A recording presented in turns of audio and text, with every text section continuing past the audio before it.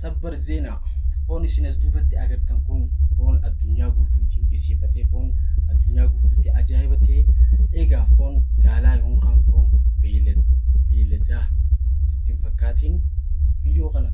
xumurachuun dura mana follow like comment repost nu godhuudhaan nu jajjabeessaa. Egaa gara viidiyoo keenyaa yoo deebinu mucaa kana amata 3 fi 4 dura badee warri isaaniitii fi qaama seeraatiin barbaadaa kan jira yoo ta'u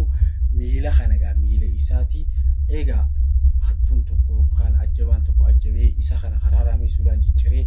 yaa supermarketitti dhiyeessee akka foon beeyladaatti gurguraa waan jiraniif shakkii supermarketii sun keessatti miila namaa kana kan foon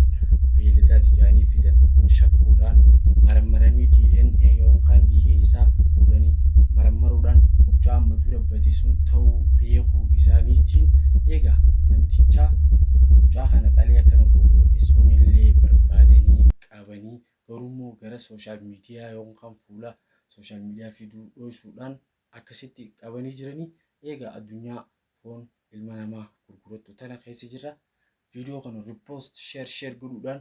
addunyaa walgaa nama eegu bakka jirtanitti.